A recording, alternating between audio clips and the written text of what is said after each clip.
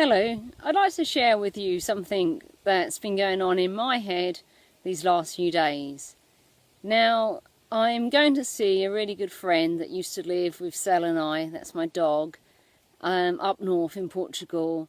And I thought, yeah, great, go on a train, bring the dog with me, go there, have a laugh, come home, easy. And then I find out that Portugal's changed its train laws. And yesterday I got quoted the same price to take my 18-kilo dog as for me, a 53-kilo human being. And I suddenly thought, hold on, this ain't right. But then I spent a lot of time thinking about, do I want to bring her? Do I not want to bring her? And I had all these thoughts, and it became like this massive dilemma in my head. And basically I looked at, well, what's really going on here? What is the real dilemma? And there was two. One I already mentioned, do I really want to bring her? And the other one, the cost of bringing her. Now, I love my dog, and it seemed like an adventure to bring her with me and everything else.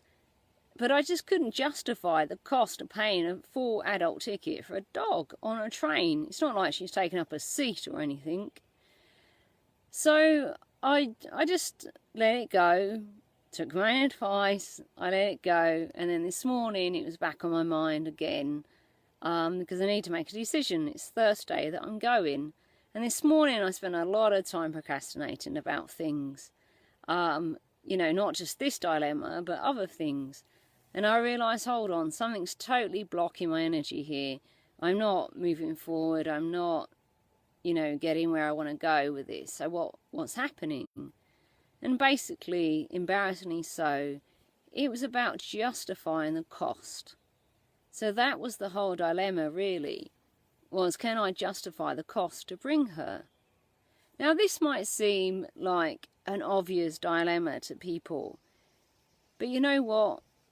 The truth is, what I found is if you really get honest with yourself, and you ask yourself a simple question like, what do I really want? And for me, it was like, actually, I really want a few days away by myself, with my friends, and not worrying about Sel. And then, the mind goes, well, that's fine, but what about the money? And what about this? And what about that? And then the analysation, the dilemma starts all over again. But actually what I done is I just got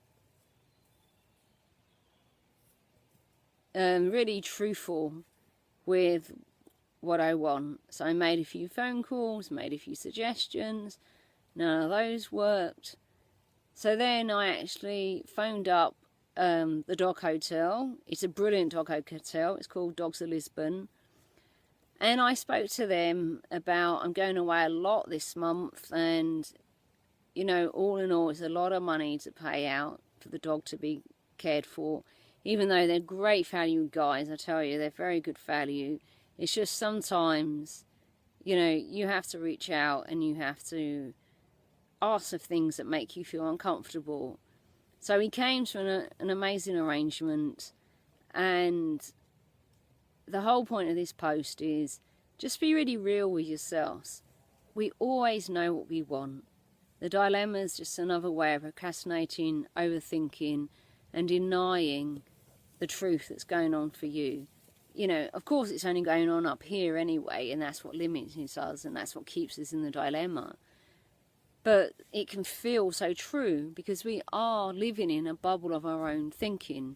So it's the bubble of our own thinking that gets us involved in whatever it is that's going on for us. Where really, if you just get truthful with what it is you really want, the answer comes out. And then you can make clear decisions on what you do with that. And you don't need to overthink them, because when you get really clear, the decision is obvious, the action's obvious. Okay, love to know what you think. Leave some comments and let's have a discussion. Have a great day.